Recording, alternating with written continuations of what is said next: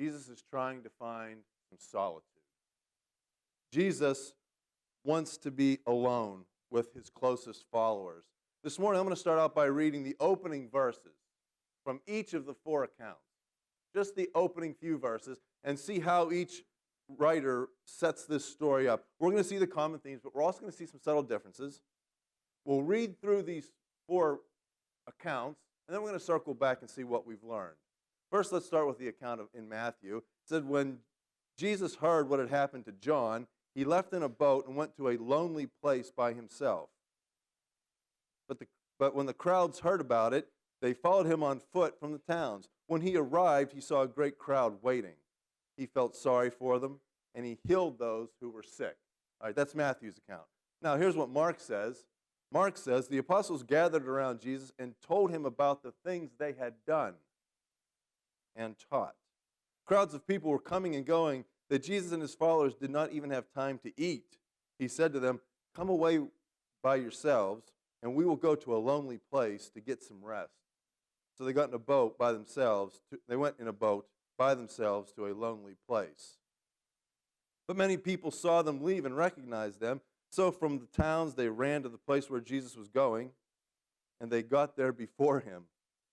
When he arrived, he saw the great crowd waiting, and he felt sorry for them because they were like sheep without a shepherd. So he began to teach them many things. Now, Luke's version. When the apostles returned, they told Jesus everything they had done. Then Jesus took them with him to a town called Bethsaida, where they could be alone together. But the people learned where Jesus went and followed him. He welcomed them and talked to them about God's kingdom and healed those who needed to be healed. That was Luke's. Now finally, John's opening verse to this story. Here's what John says. After this, Jesus went across Lake Galilee. Many people followed him because they saw the miracles he did to heal the sick. Jesus went up on a hill and sat down there with his followers. It was almost the time of the Jewish Passover feast. When Jesus looked up, he saw a large crowd coming toward them. Okay, 4 different accounts of Jesus just trying to get some alone time, just trying to get off by himself. But there's some common themes we see throughout these 4 accounts, right? You probably picked up on them. The first theme was Jesus wants to be in solitude. The word a lonely place is used in 3 of the versions. Jesus wanted to go to a lonely place, or at least alone with his closest followers, so that they could rest and recharge. And as Mark tells us, they hadn't even had a chance to eat. They want to get away, they want to eat, they want to relax. They were looking for a desolate place away from the towns, away from the crowds, somewhere deserted. This is a very important point of the story. Tuck this away in the back of your mind and hold it there for a little bit. Jesus wanted to go to a desolate, lonely place. The second theme that we see in all 4 of the introductions is that the crowds would just not allow Jesus to find that peace. The word would spread anytime Jesus would do anything, say anything, go anywhere, and the crowds would flock to him. And it was no different here. Jesus was just he was going across the lake on the boat. He was cutting across the middle of a lake, and the word spread so fast, and the people gathered so quickly. The 2 of the accounts say that the crowd was waiting for him when he got there. Can you imagine that? You're trying to go to a desolate place, and people are beating you there? Even in this day and age with cell phones and texting and Facebook and Twittering and all that stuff. People don't move that fast these days, but back then they were running around the sides of a lake to get to the other side to meet Jesus before he got there. Peace and quiet with his disciples was just not going to happen. And in John's opening remarks, he says they followed him there because they saw these great miracles. They saw this great healing, and they were anxious to hear something more. They wanted to hear what Jesus was going to say. They desired his miracles, and they desired his words. So Jesus is trying to get away. The crowd's not going to let it happen. And the third theme that we see very common through all 4 of these introductions is this, that Jesus, he exchanged rest and food for service. Here is a tired and weary Jesus just looking for a little bit of time to eat and to relax and to recharge a little bit.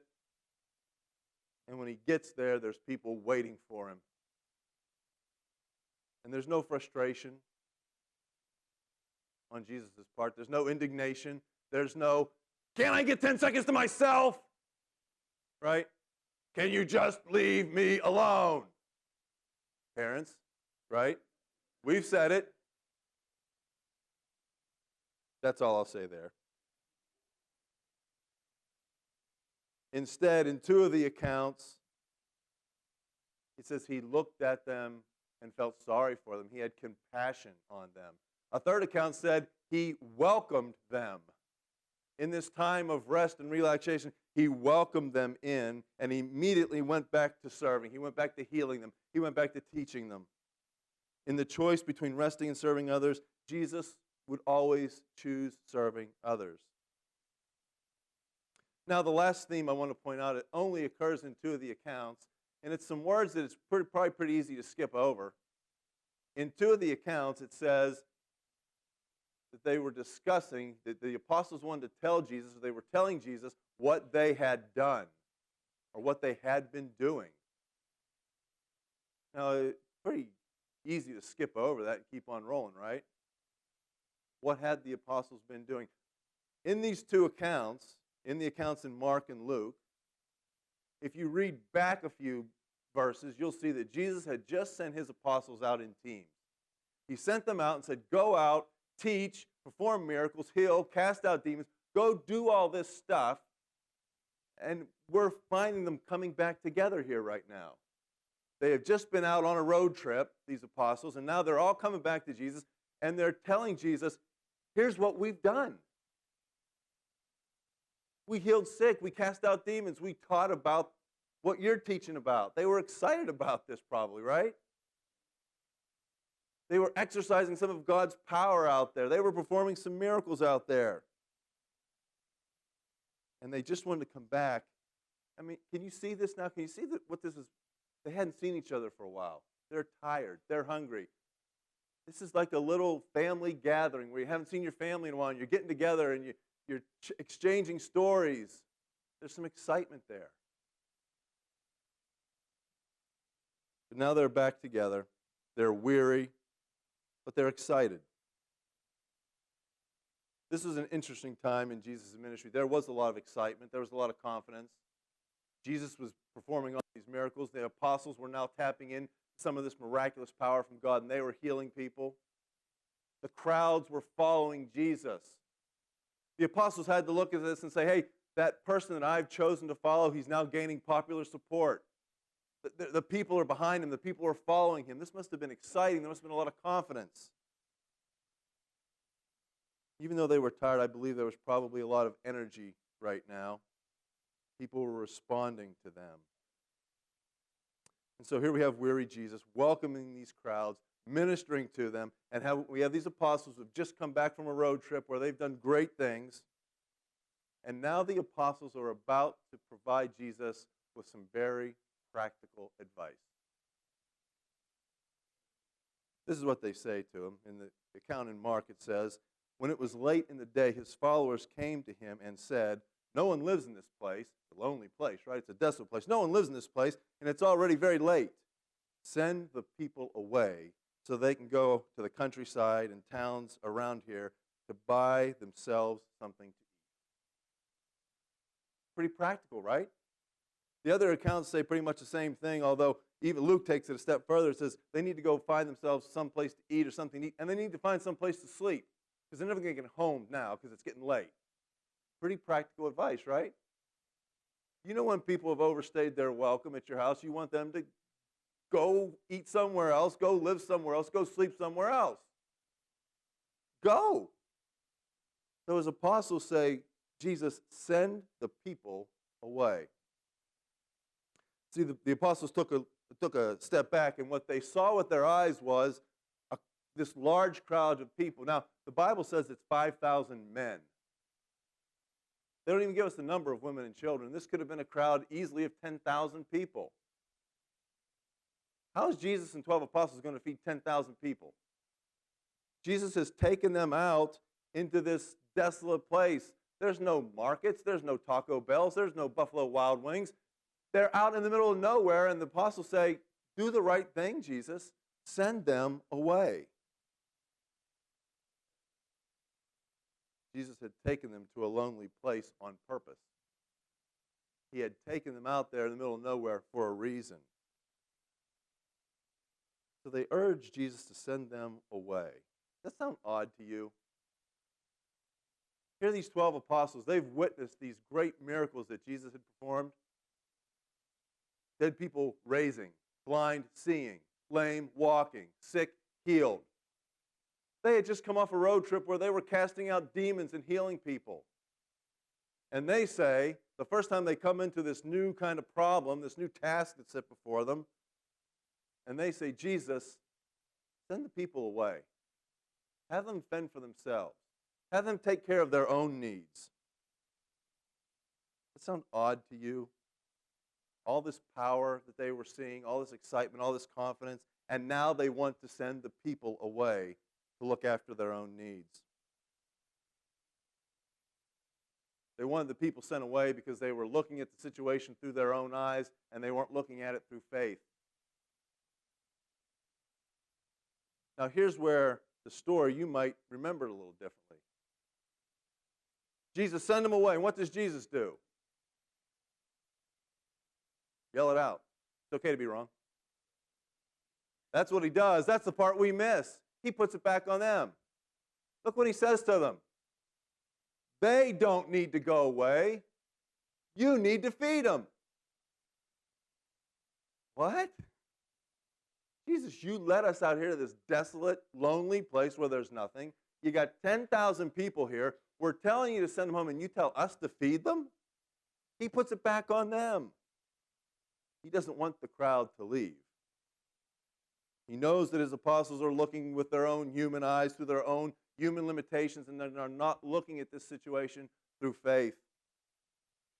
Again, I tell you, this is part of his plan. Have the 12 go out and perform miracles, exercise the power of God, bring them to a desolate place, and then dump this on their lap and see what they do.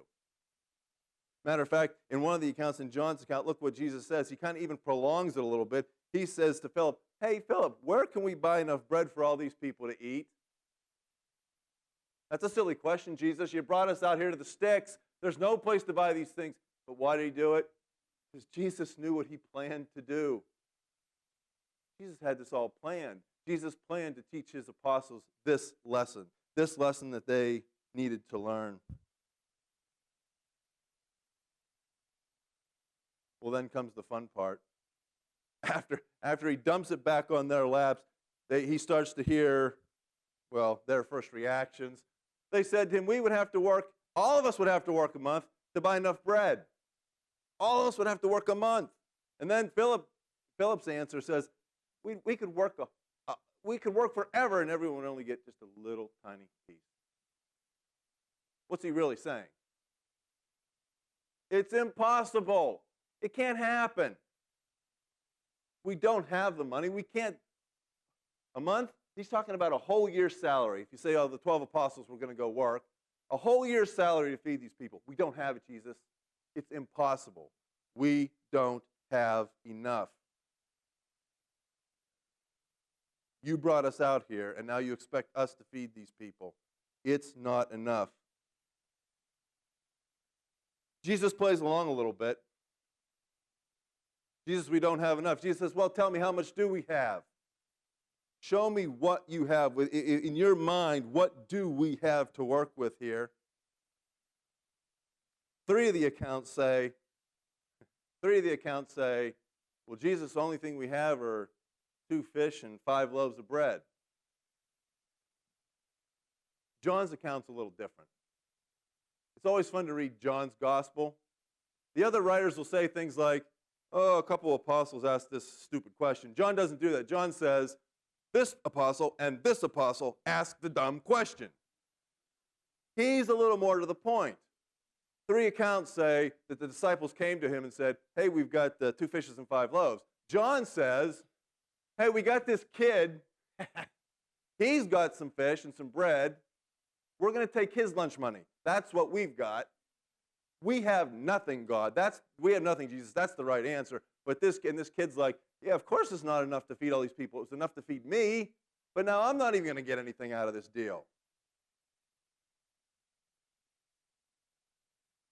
From the human perspective, Jesus, it's not enough. It can't be done. Jesus has heard about enough now. And Jesus says, give me what we have. Give me what we have from your human perspective, from what you see as a human, with your limitations. Show me what you think we have, and I'll show you if it's enough or not. Let me teach you this lesson. And this is the lesson that Jesus teaches his apostles here, that God can do more with less. This is what Jesus does with these 5 loaves and 2 fishes. Then Jesus told his followers to have the people sit down in groups on the green grass. So they sat in groups of 50 or 100. Jesus took the 5 loaves and the 2 fish. Looking up to heaven, he thanked God for the food. He divided the bread and gave it to his followers for them to give to the people. Then he divided the 2 fish among them all. All the people ate and were satisfied. Jesus did not look at what he had in human eyes. Jesus looked to heaven, and the people's needs were met. Jesus looked to heaven to meet the needs of the people. He didn't look at what the apostles had from a human perspective. Jesus didn't look at the task that was set before him from a human perspective. He looked to heaven. He looked at the power of the Father. That power that was healing people and raising the dead, the power that he was using, the power that the apostles were using. And he used that power to do more with less. And in fact, with God, less isn't just enough, less is more than enough. Look what it goes on to say in the account John has. When they had all eaten enough, they gathered up pieces of fish and bread so that nothing was wasted. So they gathered up the pieces and filled 12 baskets with the pieces left from the 5 barley loaves. This story goes from the apostles saying, we don't have enough, to having 12 baskets left over. It went from there is no possible way to having way too much food. It went from viewing things from the human perspective to viewing things through the history of the promises that God makes to us. I told you last week, we better start living like we believe the promises of God, that we believe in his power. And that's where the apostles went wrong. They forgot about the history and the promises and the power of God. They lost sight of it. In the midst of this very human need, they resorted to human limitations to fill that need. They forgot about the promises of God. They forgot about the power that they had been relying on up until this point. And they panicked, and they slipped back into their human limitations of what they could see and what they thought was humanly possible to do. So, church, are we the modern day 12 apostles? What is our reaction to the opportunities to serve man that God places before us? What is our reaction to the tasks and the challenges that we face as a church each day? Do we fall into that same trap that the 12 did? Do we look at the work that's put before us from a human perspective, from a practical standpoint? Do we forget about the history of the promises that God has made and kept for us? You know, this church, we've been through a lot of stuff. We went through some very difficult things. We've done some great things. And after all the challenges and all the opportunities and all the hardships and all the missions and all the obstacles and all the benevolence, do we forget that it was God that got us here? Do we look to those things that are set before us as a church today and say, God, we don't have enough. The task is too big. Do we effectively say to God, God, send the people away because we don't have enough? God, tell the people to feed themselves, to teach themselves. take care of their physical needs on their own. Take care of their spiritual needs on their own because we don't have enough. Do we fall into that trap as the apostles did?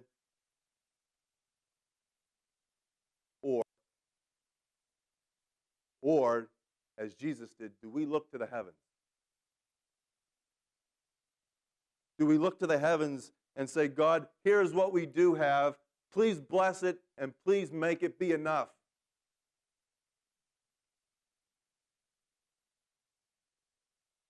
God, bless what we do have. Use it to do great and miraculous things in your name. Because we remember your history. We know the history of your promises, and it's a good history. Do we look to the heavens and call upon the promises that Jesus made to us? I'm going to show you a verse here. I'm going to ask you if you believe this. Do you believe this?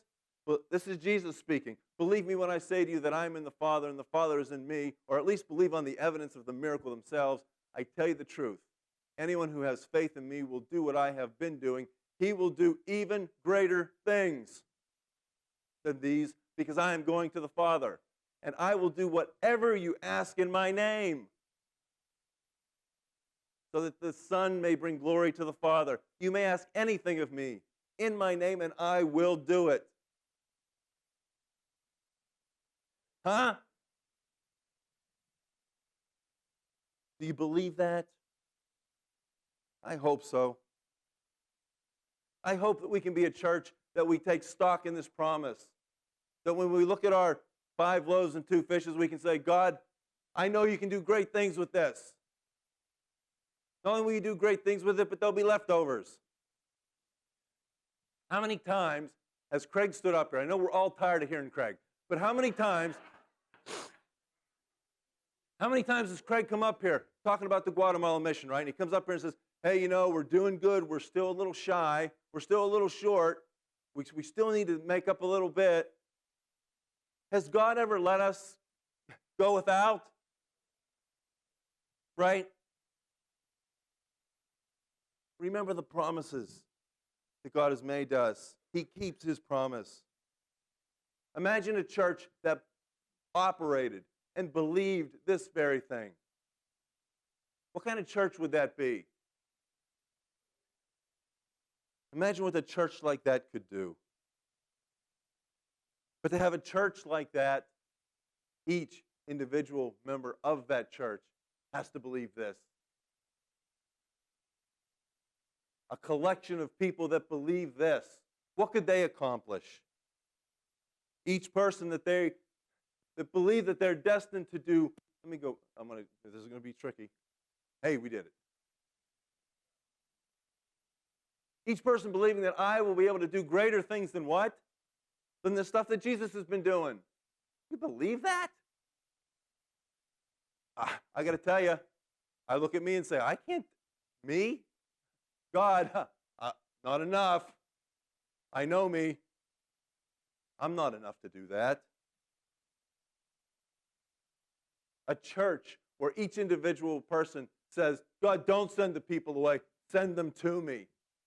Let me feed them. Let me teach them. When we individually buy into that, then we become a church that no obstacle is too big. We become a church where all things are possible. And not because we're looking at things through our human eyes, but because we look to the heavens and we trust in a God that can do more with less. A God who the Scripture says can do more than we can ask or even dream up. When it comes to serving Him, we can't dream big enough. We can't swing for the fences enough. No mission too big, no obstacle too great. But too many of us slip into this Moses syndrome, right? Remember the story of Moses? Moses was just some shepherd guy out there who's a runaway murderer, and God comes to him and says, I got something for you to do. And what does Moses say? I'm not enough. I'm not enough, God. But what did God do with Moses who wasn't enough? He freed an entire nation from the most powerful country on the planet. He was enough. He was more than enough. He was more than enough. Do you have 5 loaves and 2 fishes? Then you got enough. Let's live like we believe that. It's enough. Look to heaven with what we've been given, and we can do great things. As a church, we should swing for the fences. I was sitting in a meeting not too long ago with some people. We were discussing, some stuff for the church activities and things, and someone suggested, hey, why don't we rent out, like a concert facility and bring in a Christian? And I started going, whoa, whoa, whoa, you're getting ahead of yourself there. That's me looking at it through my eyes, through my limitations, through my practical point of view. That's not saying, God, we're going to go out and we're going to glorify you with what we have, and we know you'll bless it. Let's live like that. I don't want to be a part of a church that says, send the people away. Do you? I want to be the church that looks to heaven and says, bring the people to us. Let's live that way. Let's all stand together and sing.